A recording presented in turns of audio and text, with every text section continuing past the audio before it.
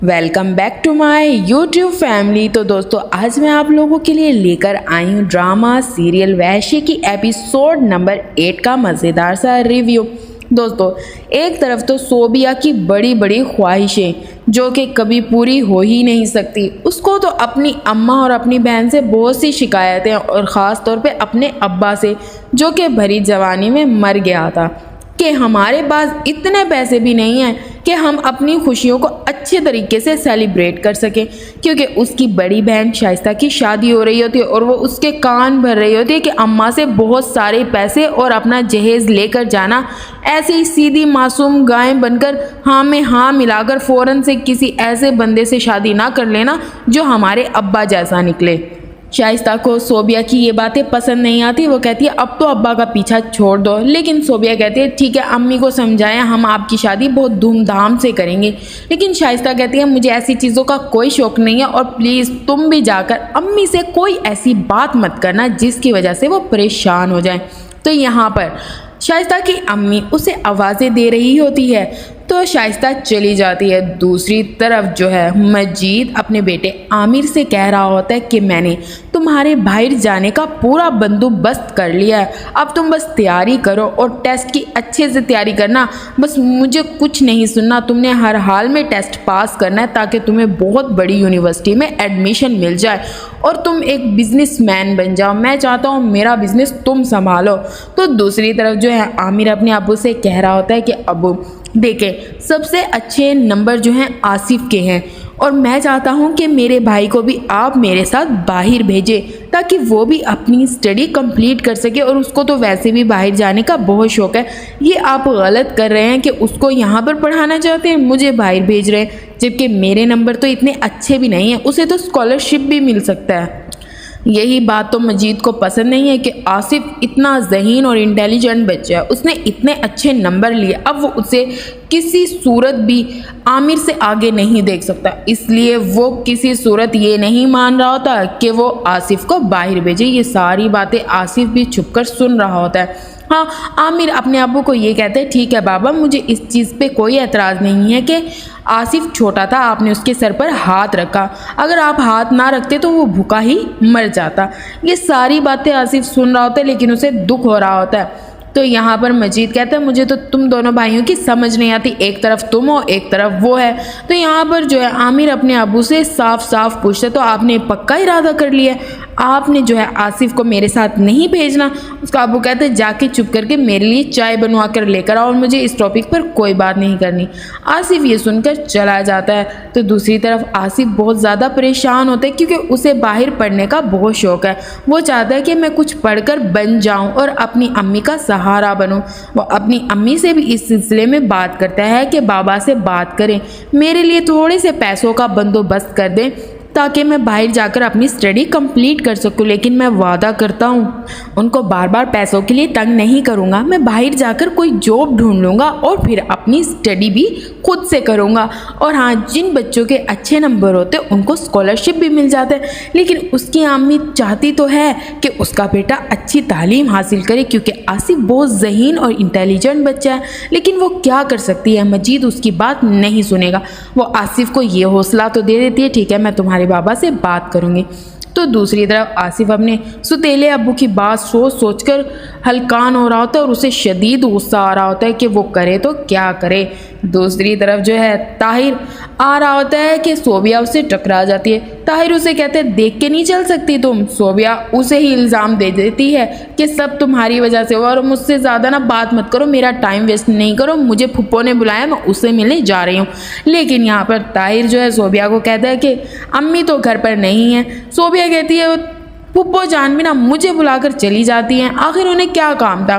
तो ताहिर सोबिया को ले जाता है अपने साथ। दूसरी तरफ आसिफ जो है यही सोच रहा होता है कि मैं अपने लिए क्या करूं। उसके दोस्त आकर उसे गलत राह दिखा रहे होते हैं और यहाँ पर सोबिया अपने ख्वाब जो है ताहिर के साथ शेयर कर रही होती है कि मेरे इतने बड़े बड़े ख्वाब है, एक तो मैंने डॉक्टर बनना है और दूसरा जो है शाइस्ता की शादी बहुत धूमधाम से करवानी है, अम्मी को मैंने बिल्कुल कंजूसी नहीं करने देनी। ताहिर उसे समझा रहा होता है कि तुम जो है चाची को ज़्यादा तंग मत किया करो और उन्हें परेशान मत किया करो। जो वो कर रही हैं ठीक कर रही हैं, लेकिन सोबिया के ख्वाब तो हैं वो तो कम होने का नाम ही नहीं लेते। वो तो 7वें आसमान को छू रहे होते हैं। लेकिन ताहिर उसे काफ़ी समझाने की कोशिश कर रहा होता है, लेकिन सोबिया नहीं सुनती। आखिरकार सोबिया वहाँ से चली जाती, ये कह कर के पुप्पो मुझे बुला लेती है, मेरी पढ़ाई का हर्ज होता है। यहाँ पर जो है सोबिया की अम्मी किसी से बात कर रही होती है, क्योंकि वह अपनी बेटी शाइस्ता का रिश्ता तय कर चुकी होती है। सोबिया अपनी अम्मी को कहती है, अम्मी मैं शाइस्ता की शादी इतनी सादगी से नहीं होने दूंगी, उसकी शादी हम बहुत धूमधाम से करेंगे। तो उसकी अम्मी कहती है ठीक है, जैसे तुम लोग चाहते हो वैसे ही होगा।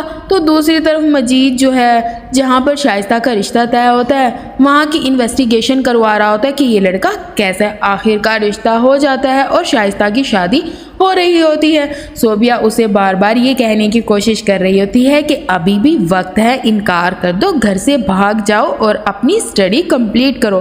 लेकिन शाइस्ता सोबिया को कहती है कैसी बातें कर रही हो, तुम्हारा दिमाग ठीक है, और मेरे जाने के बाद अम्मी को ज़्यादा तंग मत करना। तो यहाँ पर जो है मजीद आ जाता है और वो उससे निकाह पढ़वा लेता है। निकाह पढ़वा के जो है रुखसत कर रहे होते हैं शाइस्ता को, यहाँ तक कि उसे नसीहत भी कर रहे होते हैं कि अपने घर में खुश रहना और अगर कोई परेशानी हो तो हमसे ज़रूर शेयर करना। तो दूसरी तरफ आसिफ बहुत ज़्यादा परेशान होता है, उसे तो कोई राह नज़र नहीं आ रही होती, क्योंकि मजीद को तो उसकी बिल्कुल फ़िक्र नहीं है।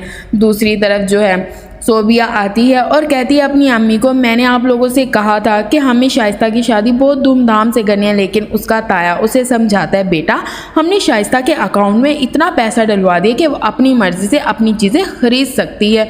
तो दूसरी तरफ जो है सलमा सोच सोच के हलकान हो रही होती है कि अल्लाह का शुक्र है उसकी बेटी अपने घर की हो गई। लेकिन जब नजीब होता था तो वो हर वक्त यही ताने देता था तुम्हारी इन दोनों बेटियों का कुछ नहीं हो सकता, काश मेरे नसीब में भी एक बेटा होता।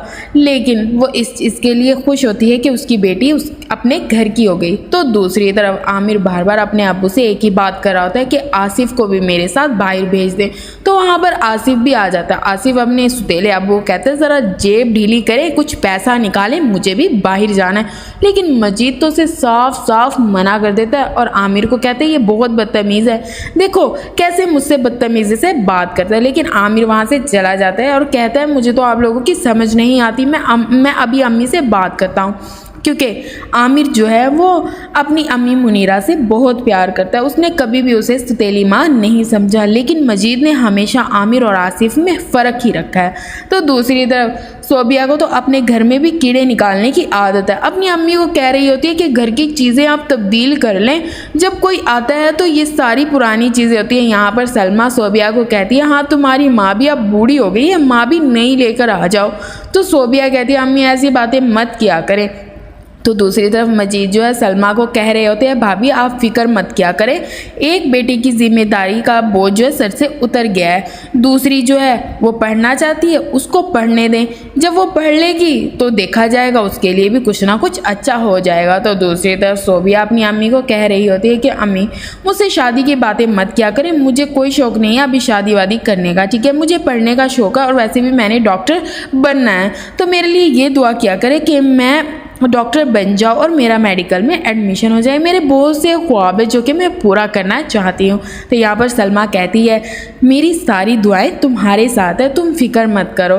तो दूसरी तरफ जो है सलमा सोबिया को बुलाती है और उससे पूछती है कि तुमने अपने ताया मजीद से पैसों की कोई बात की थी? आज वो मुझसे पैसों का बोल रहे थे कि सोबिया की पढ़ाई के लिए तुमने बिल्कुल फ़िक्रमंद नहीं होना, सारा खर्चा मैं खुद उठाऊंगा। लेकिन सोबिया कहती है नहीं अम्मी मैंने तो ऐसी कोई बात नहीं की ताया जान से। लेकिन सलमा इस बात को समझती है कि सोबिया ने ही कोई ना कोई बात की होगी।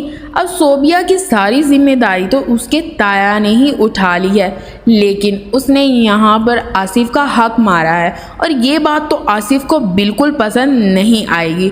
दूसरी तरफ सोबिया इतनी खुश होती है क्योंकि उसका एडमिशन मेडिकल में हो चुका होता है, अब उसे डॉक्टर बनने से कोई नहीं रोक सकता। वह अपनी अम्मी को यही समझा रही होती है कि अब ना छोटी छोटी बातों पे परेशान मत हुआ करें, जो होगा अच्छा ही होगा और सब अच्छा ही होगा। मेरे जो ख्वाब है मैं उन्हें कभी अधूरा नहीं छोड़ूंगी और शाइस्ता की तरह तो कभी नहीं। बस तालीम हासिल की और ऐसे ही किसी से शादी कर ली और घर से चली गई और मैं इतनी जल्दी शादी करने वाली नहीं हूँ।